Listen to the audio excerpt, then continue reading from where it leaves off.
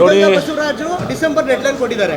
ನೋಡಿ, ಒಂದು ಹೇಳ್ತೇನೆ, ನಮ್ಮ ಕಾಂಗ್ರೆಸ್ ಪಕ್ಷದಲ್ಲಿ ನಮ್ಮ ಹೈಕಮಾಂಡ್ AICC ಅಧ್ಯಕ್ಷರಾದಂಥ ಮಲ್ಲಿಕಾರ್ಜುನ್ ಖರ್ಗೆ ಅವರು, ಶ್ರೀಮತಿ ಸೋನಿಯಾ ಗಾಂಧಿಯವರು, ರಾಹುಲ್ ಗಾಂಧಿಯವರು, KC ವೇಣುಗೋಪಾಲ್ ಅವರು, ರಣದೀಪ್ ಸಿಂಗ್ ಸುರ್ಜೇವಾಲಾ ಅವರು, ಇಬ್ಬರು ಜನರಲ್ ಸೆಕ್ರೆಟರೀಸು, ಇವರೆಲ್ಲರೂ ಕೂಡ ಅಂತಿಮ. ಈಗ ವೀರಪ್ಪ ಮೊಯ್ಲಿಯವರು ಮಾಜಿ ಮುಖ್ಯಮಂತ್ರಿಗಳು, ಮಾಜಿ ಕೇಂದ್ರ ಸಚಿವರು ಹಾಗೂ ಹಾಲಿ ಅವರು ಕೂಡ ಕಾಂಗ್ರೆಸ್ ವರ್ಕಿಂಗ್ ಕಮಿಟಿಯ ಮೆಂಬರ್. ಹೀಗಾಗಿ ಇವರು ಏನು ಹೇಳಿಕೆಯನ್ನು ಕೊಟ್ಟಿದ್ದಾರೆ, ಇದರ ಬಗ್ಗೆ AICC ಅಧ್ಯಕ್ಷರು, ನಮ್ಮ AICC ಪ್ರಧಾನ ಕಾರ್ಯದರ್ಶಿಗಳು, ಕಾಂಗ್ರೆಸ್ ಹೈಕಮಾಂಡು ಆ ಬಗ್ಗೆ ಕ್ರಮವನ್ನು ಕೈಗೊಳ್ತದೆ. ಅವರು ಸ್ಪಷ್ಟ ಕ್ರಮ ಕೈಗೊಂಡು ಅವರು ಅದ್ರ ಬಗ್ಗೆ ಹೇಳಬೇಕಾಗ್ತದೆ. ಅವರು ಅದ್ರ ಬಗ್ಗೆ ಹೇಳಬೇಕಾಗ್ತದೆ.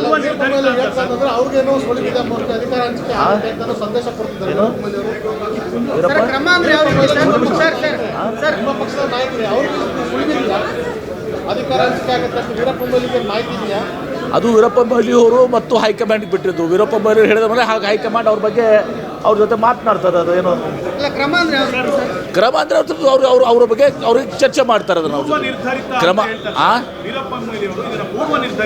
ಅದು ಅವ್ರಿಗೆ ಕೇಳಬೇಕಲ್ಲ. ಹೌದು, ಅವ್ರಿಗೆ ಕೇಳಬೇಕು. ನನಗೆ ಗೊತ್ತಿಲ್ಲ ಅದು. ಅದೇ ಇದ್ರ ಬಗ್ಗೆ ಈಗ ವೀರಪ್ಪ ಮೊಯ್ಲಿ ಅವ್ರ ಬಗ್ಗೆ ಕಾಮೆಂಟ್ ಮಾಡೋದು ನಮ್ಮ ಇದರಲ್ಲಿಲ್ಲ. ನಾನು ವಿಶೇಷವಾಗಿ ನನಗೆ AICC ಅಧ್ಯಕ್ಷರು, AICC ಪ್ರಧಾನ ಕಾರ್ಯದರ್ಶಿಗಳು ಅವರು, ಯಾಕಂದರೆ ಒಬ್ಬ ಮಾಜಿ ಮುಖ್ಯಮಂತ್ರಿಗಳು, ಮಾಜಿ ಕೇಂದ್ರ ಸಚಿವರು ಮತ್ತು ಕಾಂಗ್ರೆಸ್ ವರ್ಕಿಂಗ್ ಕಮಿಟಿಯ ಮೆಂಬರ್, ಅವ್ರ ಬಗ್ಗೆ ಹೇಳಿಕೆ ಕೊಡಬೇಕಾದ್ರೆ ನಾನು ಹೇಳಿಕೆ ಕೊಡೋಕ್ಕೆ ಸಾಧ್ಯಲ್ಲ. ಅವ್ರ ಬಗ್ಗೆ ಇವತ್ತು ದಿವಸ ಕಾಂಗ್ರೆಸ್ ಹೈಕಮಾಂಡು ಅವ್ರ ಜೊತೆ ಚರ್ಚಿಸಿ ಅದನ್ನು ಅವರು ಸ್ಪಷ್ಟೀಕರಣ ನೀಡಬೇಕು. ಕ್ರಮ ಅಂದರೆ ಅವ್ರು ಸ್ಪಷ್ಟೀಕರಣ ನೀಡಬೇಕು. ಅದಕ್ಕೆ ನನಗೆ ಗೊತ್ತಿಲ್ಲಪ್ಪ, ನನಗೆ ಗೊತ್ತಿಲ್ಲ. ವೀರಪ್ಪ ಮೊಯ್ಲಿ ಅವ್ರು ಕೇಳಿ.